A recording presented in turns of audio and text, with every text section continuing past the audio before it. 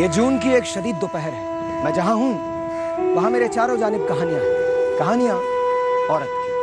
عورت جو ماں ہے, بہن ہے, بیٹی ہے اور بیوی. وہ کہانیاں جنہیں کوئی نہیں لا سکا, اسے ہم لائیں گے آپ کے سامنے دستک کے بعد.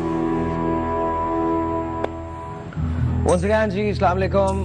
ایمن کی کال ہے گجرانوالہ سے. Let's take that. سارے بھائی آپ سے کچھ سوال کرنا چاہتے ہیں. ایمن, السلام علیکم. ایمن. ہاں وعلیکم السلام. کیسے ہیں سارے بھائی؟ گڈ گڈ, اللہ کا شکر, بالکل ٹھیک ٹھاک. سارم بھائی سے بات کیجیے پلیز. ہاں جی, السلام علیکم. وعلیکم السلام. سر مجھے ایک یہ کرنا ہے کہ جیسے پروگرام چل رہے پروگرام کی فیصلے سے بات کرنی ہے کہ دیکھیں, اور یہ جو میں مسئلہ بیان کرنا چاہ رہی ہوں کہ بہت سارے گھروں میں ایسا ہوتا ہے, بہت سارے لوگ مجھے ایگری کریں گے اس بات سے کہ اگر دیکھیں اگر آپ کی شادی کسی مطلب ہسبینڈ سے ہو گئی ہے, ٹھیک ہے, بندے سے ہو گئی ہے, بعض وقت پتہ چلتا ہے کہ ہسبینڈ کسی اور میں انوالو ہے, لیکن وہ 1 سال کے بعد 2 سال کے بعد کہ نہیں میرا نہیں ہے اس سے کوئی تعلق, اس سے تھا لیکن اب ختم ہو چکے ہیں. لیکن ایک عورت جو اپنے شوق سے اتنی مخلص ہو, اس کے ساتھ مطلب وہ سنسیئر رہی ہو اس کا ساتھ, ٹھیک ہے, اور اب بچے بھی ہو گئے ہیں, مطلب اس مقام پہ جب بچے بھی ہیں اور جب پتہ چلتا ہے کہ شوق کسی اور میں انوالو ہے, نہ وہ شوق کو چھوڑ سکتی ہے اپنے بچے کے خاطر. ٹھیک ہے, تو میں یہ پوچھنا چاہتی ہوں کہ عورت کو ابھی کیا سیکریفائز کرنا ہوگا؟ دیکھو ایمن, اچھا تو یہی ہے کہ گزارا کرو, میاں کو چھوڑ کے تو کچھ بھی نہیں ملے گا اور تباہی کی طرف چلے جائیں گے. اور جو ہمارا معاشرہ ہے وہ ہم سب کے سامنے ہے. کل ایک لڑکی آئی تھی اسی پروگرام میں, جو دیکھا ہوگا آپ نے, کہ ایک دارالعمان میں گئی اور وہاں اس کے ساتھ کیا تماشے ہوئے. آپ جو بھی فیصلہ کرنا یہ سوچ کر کے کرنا کہ میں جب یہاں سے نکلوں گی تو اس کے بعد میری زندگی کیا ہوگی. اگر آپ میرے پاس بھی آتی میں آپ کو سپورٹ کرتا ہوں تو کیا سپورٹ کروں گا, یا اس کو سمجھائیں گے, سمجھ گیا تو گھر بس جائے گا, نہیں سمجھا تو گھر تباہ ہو جائے گا, اور تباہ ہونے کے بعد پھر آپ کہاں جاؤ گی, کیا شیلٹر میں ہی رہو گی؟ نہیں, یہ تو زندگی نہیں ہے. تو میں سمجھتا ہوں وہ جہاں انوالو ہے وہ اللہ کرے کہ وہ اس سے ہٹ جائے, اور اگر نہیں ہٹتا تو اس سے آپ اپنی پراپر زندگی مانگو کہ وہ آپ کا خیال رکھے, آپ کی ضروریات پوری کرے, اور آپ صبر شکر سے جو ہے اللہ کا کر کے اور آپ اپنی زندگی گزارو تو بہتر ہے. اچھا, ایک کام اور بھی ہے, یہ فرائیڈے والا جو شو ہوگا یہ ہم اس کے بارے میں کریں گے کہ جو ہمارے ہاں ایک کانسیپٹ ہے کہ ایکسٹرا میریٹل افیئرز ٹھیک ہے لیکن شادی آپ نہیں کر سکتے دوسری.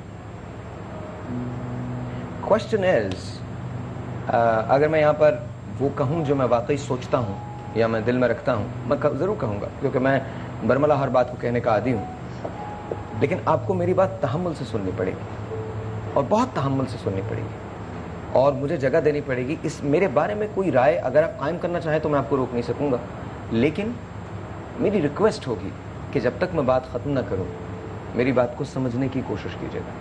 فرائیڈے کو میں آپ کو بتاؤں گا, فرائیڈے کو کہانیاں ہوں گی ایسی جہاں شادی ہوئی, شادی کے بعد ان کے ہسبینڈ کسی اور میں انوالو ہو گئے. کیا وجہ ہے کہ ہم ایکسٹرا میریٹل افیئرز کو شادی پہ ترجیح دیتے ہیں؟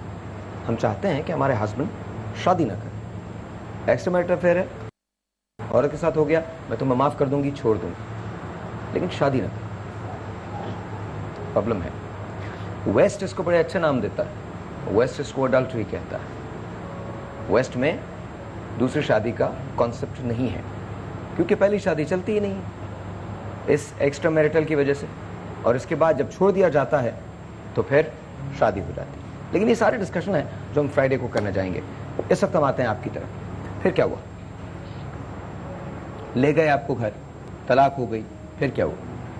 پھر میرے ابو کے جو دوست تھے اور ہمارے جو رشتہ دار تھے وہ میرے ابو کو کہتے ہیں یہ بوجھ ہے تمہارے اوپر, اس کو اپنے گھر سے نکال, اس کی شادی کروا دو کسی سے بھی. طرح طرح کے رشتے آتے تھے. میرے ابو نے 1 سال تو انتظار کر لیا, اس کے بعد کہا کہ ہاں میں تمہاری شادی کرواؤں گا ایک بڈھے سے. میں نے کہا میں نہیں کروں. اس دوران آپ کی مدر کی ڈیتھ ہو گئی؟ جی, اسی دوران آپ کی سگی والدہ کی ڈیتھ ہو گئی. جب اس جو جس نے مجھے طلاق دیا میرے شوہر نے, اس کے جب دوسری شادی ہو رہی تھی تو اسی رات کو میری امی کی انتقال ہو گئی. پھر اس کے بعد میرے ابو میری دوسری شادی کروا رہے تھے. میں نے کہا میں نہیں کروں گی, میں ابھی پڑھوں گی. میرے ابو نے کہا نہیں اب تم میرے اوپر بوجھ ہو, میں تمہیں نہیں پڑھا سکتا, مجھے رشتہ دار تانے دیتے. میں نے کہا میں نہیں کروں گی. جب انہوں نے رات کو نکاح کے لیے لوگ بلائے تو میری بہن نے مجھے پیسے دے کے مجھے کہا کہ جاؤ یہاں سے. मुझे यहाँ पे भेज दिया। मेरे भाई ने मुझे बस में बिठाया और मैं यहाँ पे आ गई। 6 साल के भाई जी डायरेक्टली सारिम भाई के पास गए? नहीं, फिर वहाँ पे जब मैं वहाँ से आई तो मैं पीटी सेंटर गई। एक लड़की मॉर्निंग शो करती थी, मैंने कहा उसके पास में चली गई। मैंने उसको जो पीटी के जीएम थे उसने उसी लड़की से कहा कि इसको रख लो। उस लड़की ने कहा मैं इसको ऐसा नहीं रख सकती। फिर उन लोगों ने सारिम सर को फ़ोन किया और वो ये लोग मुझे लेके आए शेल्टर। कितने दिन हो गए आपको शेल्टर? 1 साल हो गए। कितने साल? जी। आगे आगे क्या इरादे हैं? आगे क्या है? आगे मैं पढ़ना चाहती हूँ। पढ़ना चाहते हैं? जी, कौन सी कितना पढ़ी हुई आप? Middle pass. Middle pass? जी तो नाइन्थ का एग्ज़ाम जो है वो अभी देना चाहेंगी? देना के इरादा है? पढ़ सकती हैं? सारिम भाई क्या कहते हैं? नहीं, बिल्कुल इसके एक ही ख्वाहिश है और एक ही ख्वाब है कि मैं किसी तरह पढूं। और साहिर भाई एक बात बताऊं, वो जो पाकीज़ा अल्फाज है लड़कियों के लिए, वो मैं इसके लिए कह सकता हूँ कि एक पाकीज़ा लड़की है। एक काम करते हैं ना, यहाँ से इसको शुरू करते हैं। पहले तो जिम्मेदारी मैं लेता हूँ, बहुत ज़्यादा चीज़ें। पहली जिम्मेदारी तो मेरी। इनको जो भी पढ़ना है वो, अगर आप स्कूल भी जाना चाहती हो तो सारिम भाई इशू वो नहीं है। हम खुद भी अफोर्ड कर सकते हैं, स्कूल कॉलेज यूनिवर्सिटी बाहर सब कुछ अफोर्ड कर सकते हैं। इशू ये है, ये एक बहुत खूबसूरत बच्ची है, अल्लाह ने इसको बड़ा एक दिल का भी अच्छा बनाया है, शक्ल का भी बहुत अच्छा बनाया है। शेल्टर्स होम्स की जो लड़कियां होती हैं, जब वो गेट से बाहर निकलती हैं तो वो जो निगाहें हैं वो एक माँ बाप और भाई के होते हुए लड़कियों को नहीं छोड़ती हैं। तो जो शेल्टर्स होम्स की होती हैं तो हम खुद डरते हैं कि इनको हम किस तरीके से बाहर ऐसा ज़्यादा ना छोड़ें, कॉलेज जाएँ, यूनिवर्सिटी जाएँ, स्कूल जाएँ। तो ये बहुत ज़्यादा हमारे साथ प्रॉब्लम्स आते हैं। मेरी जो ख्वाहिश है वो ये है, बहुत सारी फैमिलीज़ ने कॉन्टेक्ट किया है लेकिन मैं ये चाहता हूँ कि जिस पे मुझे पूरा 100% यकीन होना कि हाँ ये वहाँ जा कर के ऐसे ही महफूज होगी जैसे एक बाप के घर में होती है, उधर मैं इसको देना चाहूँगा कि वो वहाँ जा कर के ये ज़िंदगी बनाए। और इसको जो भी लेगा, मैं लूँ, आप लें, वो ले, जो भी इस बच्ची को ले करके जाएगा वो वाकई ये उसका नाम रोशन करेगी और जो कुछ इस पे लगाएगा उसका रिटर्न भी मिलेगा। क्योंकि जो भी लगाएगा इस सोच से लगाएगा कि पढ़े, कुछ बन के दिखाए, और वाकई ये पढ़ेगी और कुछ बन के दिखाएगी। और जो इस उम्र में लड़कियों को शादियों के शौक़ होते हैं ना, ये वो वाली लड़की नहीं है। हम इसको चिढ़ाने के लिए, तंग करने के लिए हम इसको कहते हैं कि इसकी शादी कर दो। ये इतनी प्यारी लड़की है कि सिर्फ एक ही ख्वाहिश है कि मैं किसी तरीके से पढ़ जाऊँ। वेल लेडीज़ एंड जेंटलमैन, अभी ये कहानी शुरू हुई है। मेरे पास इसका एक और आगाज़ है, इसकी एक और बिगिनिंग है, लेकिन वो ईद के बाद की। तो ईद के बाद तक तो आपको इंतज़ार करना पड़ेगा, because I promise you this. मैं आपको जो बिगिनिंग बताऊंगा वो शायद आपने भी इससे पहले कभी नहीं सोची होगी, कभी भी नहीं सोची होगी। तो अभी फ़िलहाल तो ये करते हैं, अभी तुम बिल्कुल रिलैक्स हो जाओ, तुम शेल्टर में रहो इस वक्त, तो तुम सारिम भाई के पास हो। ईद के बाद हम बात करेंगे, ईद के बाद हम बात करेंगे और कुछ ऐसा होगा जो तुम्हारे लिए बहुत अच्छा होगा, मेरे ख्याल में तुम्हारे लिए बहुत अच्छा होगा। सर आप बताइए, आप क्या कहते हैं कि इनके लिए क्या किया जा सकता है? ये जो आप सोच रहे हैं, जो बात आप कर रहे हैं, ये सारिम भाई कर रहे हैं, यही ठीक। आप तो ऐसे केसेस देखते होंगे बहुत। ये तो देखें ना, अभी साहिर भाई इनका जो केस है वो शुरू हुआ इनकी सास के बहनोई से। जी हाँ। कि सास का जो बहनोई है उससे उन्होंने रिश्ते थे, तो उन्होंने कहा आप भी रिश्ता रखो, तो वहीं से टूट गया। ये तो कुछ भी नहीं है। ऐसे ऐसे केस हमारे पास, आज से कोई 5 साल पहले एक केस मेरे पास ऐसा आया था कि एक बाप का अपनी सगी बेटी से बेटा, मतलब आप इमेजिन करें कि एक बाप का सगी बेटी से बेटा। एक केस मेरे पास ऐसा आया था जहाँ पर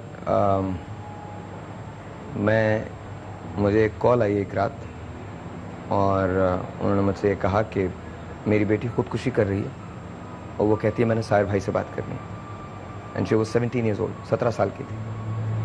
उस ज़माने में मैं 10 से 12 बजे रेडियो किया करता था।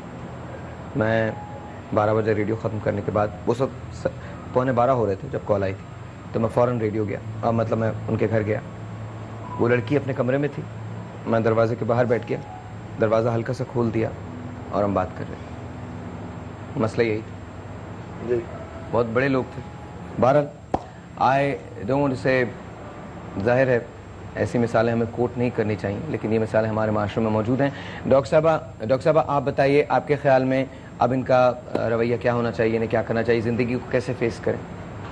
انہوں نے بالکل اچھا فیصلہ کیا ہے پڑھنے کا، کہ اپنے آپ کو اس قابل بنائیں کہ سوسائٹی میں چل سکیں. میں تو ان کو یہ مشورہ دوں گی کہ پڑھنے کے علاوہ یہ کچھ اسکلز ورک بھی سیکھیں، کتنی زندگی میں آئندہ کام آئے گا. لائک شی سیڈ سیم چیز، لیکن میں تھوڑا سا یہ کہنا چاہوں گی کہ جو اس طریقے کی وائلنس کی بات کی اس سے ضرور رجسٹر کرایا جائے، اس سے بہت اوروں کو فائدہ ہوگا. جیسے یہ جو شوز ہم لوگ کر رہے ہیں اور آپ لوگ کل میرے مہمان ہوں گے دوبارہ، سے کچھ نہیں ہوگا، لیکن پتہ ہے اویئرنیس ہو رہی ہے، بہت اویئرنیس ہو رہی ہے. بیکاز آپ کو پتہ ہے کل وہ جو 16 سال کی بچی ہمارے پاس آئی تھی اس کا رشتہ باقاعدہ آیا ہے، ایس ایم ایس کے ذریعے آیا. تو آئی تھنک اویئرنیس تو ہو رہی ہے.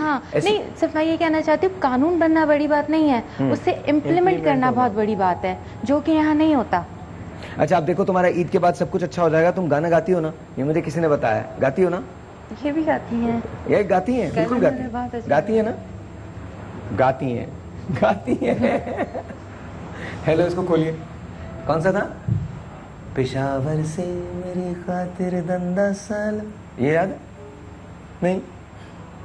تجھ کو قسم ہے میری نانا ہاتھ خالی، آنکھوں میں بسنے والے میرے چمن کے مالی، میرے چمن کے مالی. کہتا ہے پیار میرا، کہتا ہے پیار میرا تازہ گلاب لانا میرے واسطے صنم. آپ سے ملتے ہیں کل. یہ کہانی یہاں پر ختم نہیں ہوئی ہے، یہاں سے آغاز ہو رہا ہے. I want to thank all of you. آپ کا بہت شکریہ، آپ کا بہت شکریہ. آپ سے تو ڈیفینیٹلی بات ہوگی، ڈیفینیٹلی بات ہوگی. آپ کا بہت شکریہ. کل دیکھنا مت بھولیے گا 11 بجے. ہم سب ان کے علاوہ ہم سب ایک مرتبہ پھر آپ کے ساتھ ہوں گے. لیکن بات صحیح ہے، زندگی کا سفر کیسا ہے کوئی نہیں جانتا.